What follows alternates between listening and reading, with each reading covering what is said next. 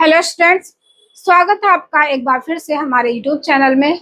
आज हम इस वीडियो में बात करेंगे उन बच्चों के बारे में जिन बच्चों का 12th क्लास का रिजल्ट आया है और जो बच्चे इसी साल 12th क्लास में फेल हो गए हैं। तो आपके लिए एक बेहतरीन ऑप्शन है NIS बोर्ड में एडमिशन लेकर इसी साल 12th क्लियर करने का, अपना साल बचाने का। तो आइए एक बार देखते हैं आप कैसे इसमें रजिस्ट्रेशन करा सकते हैं। तो NIS बोर्ड, जैसा कि हम सबको पता है, ये एक सरकारी बोर्ड है, ठीक है। ये सेंट्रल गवर्नमेंट का बोर्ड है।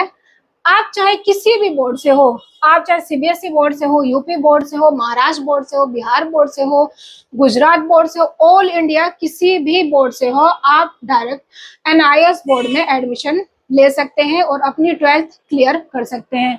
तो आपका जो एग्जाम होगा, 12th फेल वाले स्टूडेंट्स का जो एग्जाम होगा वो होगा on demand exam NIS board में, जिसका आपके लिए 4 मंथ है। आपके लिए ऑप्शन है 4 मंथ्स। आप इन 4 मंथ्स के अंदर किसी भी मंथ में आप अपना एग्जाम दे सकते हैं। अगर आप चाहते हैं जून में देना, आप जून में एग्जाम दे सकते हैं। जुलाई में चाहते हैं जुलाई में एग्जाम दे सकते हैं।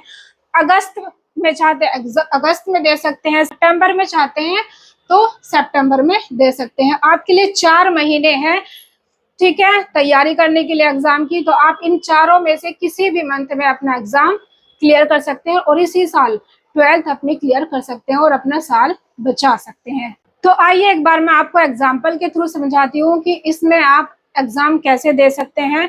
मान लीजिए आप रोहन है या आपका कोई भी नाम है, आपके पास 5 सब्जेक्ट्स थे, आपने 5 सब्जेक्ट्स का एग्जाम दिया, ठीक है। मान लीजिए आपके पास फिजिक्स, केमिस्ट्री, बायो, इंग्लिश और हिंदी थी और इनमें से आप 3 में फेल हो गए हैं, तो या फिर 2 में फेल हो गए हैं या फिर 1 में फेल हो गए हैं, तो आपको 3 सब्जेक्ट्स का ही एग्जाम देना होगा। आप चाहे 3 में फेल हो, 2 में फेल हो, 1 में फेल हो, आपको 3 सब्जेक्ट्स का ही एग्जाम देना होगा। बाकी 2 सब्जेक्ट्स में जो पास हुए हैं आप या 3 में पास हो गए, उनके number as it is transfer हो जाएंगे, जिसको हम TOC कहते हैं, ठीक है।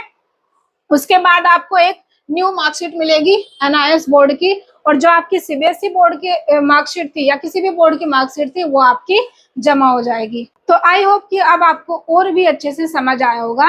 अब हम आपको समझाते हैं कि आपको एडमिशन NIS बोर्ड में लेना कैसे है। तो सबसे पहले आपको क्या करना है, ये जो नंबर आपको स्क्रीन पर दिया हुआ है इसे नोट करना है, इसे नोट कर लीजिए आप, क्योंकि इसी नंबर पर आपको एडमिशन करने के लिए सारे डॉक्यूमेंट, जितने भी डॉक्यूमेंट्स दिए हुए हैं, सब आपको इसी नंबर पर सेंड करने हैं। और कोई भी अगर आपको क्वेश्चन है तो इसी नंबर पर आपको पूछना है। तो सबसे पहले आप इस नंबर को नोट कर लीजिए, ठीक है। तो अगर आप 12th क्लास में एडमिशन लेना चाहते हैं NIS बोर्ड के थ्रू, तो सबसे पहले आपको डॉक्यूमेंट्स भेजने हैं। हमें क्या चाहिए डॉक्यूमेंट्स? आधार कार्ड चाहिए, हमें फोटो चाहिए और आपके सिग्नेचर, और 10th क्लास की मार्कशीट और 12th क्लास की फेल वाली मार्कशीट ऑनलाइन, क्योंकि अभी ओरिजिनल मार्कशीट नहीं आई होगी, तो आप हमें ऑनलाइन मार्कशीट ही भेजेंगे, ठीक है।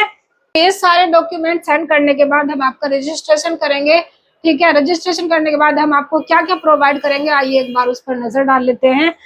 तो जब आपका रजिस्ट्रेशन हो जाएगा, ठीक है, रजिस्ट्रेशन होने के बाद आपके जो असाइनमेंट, प्रोजेक्ट, प्रैक्टिकल के सॉल्यूशन होंगे, वो सब हम बनाकर जमा करेंगे। उसके बाद आपका ID कार्ड आएगा, हॉल टिकट आएगा, ये भी हम आपको प्रोवाइड करेंगे, ठीक है। और जितनी भी आपकी गाइडेंस होगी, जो भी आपको इन्फॉर्मेशन चाहिए होगी, सब हम आपको प्रोवाइड करेंगे। आपका कोई भी क्वेश्चन हो, कोई भी क्वारी हो, आप हमसे पूछ सकते हैं, ठीक है।